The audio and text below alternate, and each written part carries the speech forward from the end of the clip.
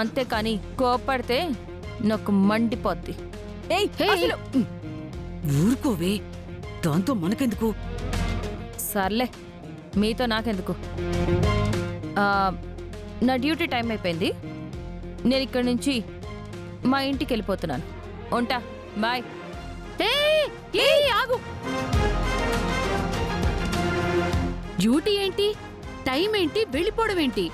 అవును, ఏ పనికైనా టైమింగ్స్ ఉంటాయి. మీరిచ్చే డబ్బులకి ఇప్పటిదాకా ఉండడమే చాలా ఎక్కువ.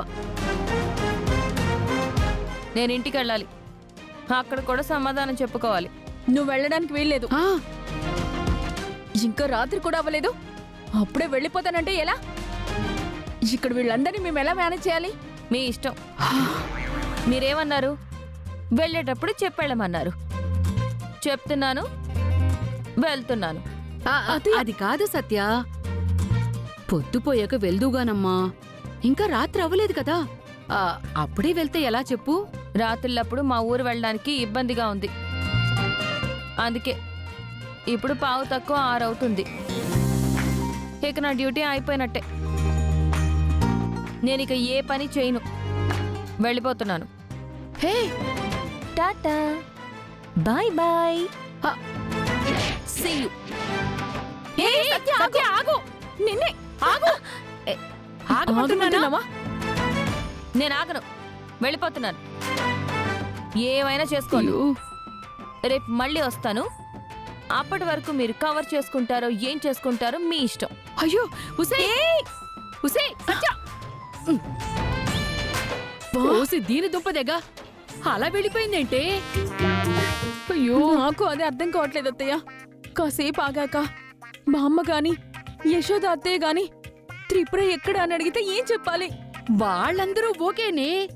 ఇదిగో ఆ గాయత్రి ఉందే, అనుమానపు పక్షి, దానికేం చెప్పాలి తల్లి? అయ్యో, ఇవాళ దీని గురించి నిజం తెలిసిపోతుందో ఏంటో. అయ్యో, ఇదేమో మన మాట వినదు. ఈ టెన్షన్తోనే చచ్చిపోయేలా ఉన్నామే. అయ్యో, అది వెళ్ళిపోయిందే దేవుడా.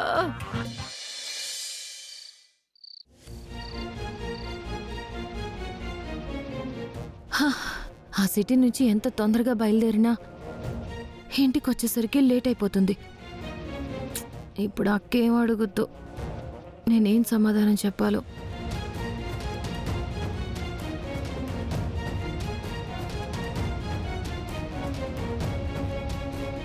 సత్య, అబ్బా, అక్క చూసేసింది.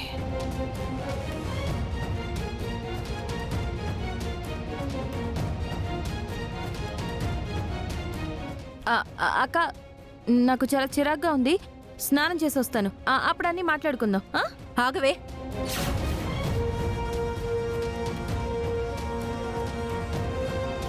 ముందు నేను అడిగిన దానికి సమాధానం చెప్పి తర్వాత తీరిగ్గా వెళ్ళి ఏమైనా చెయ్యి.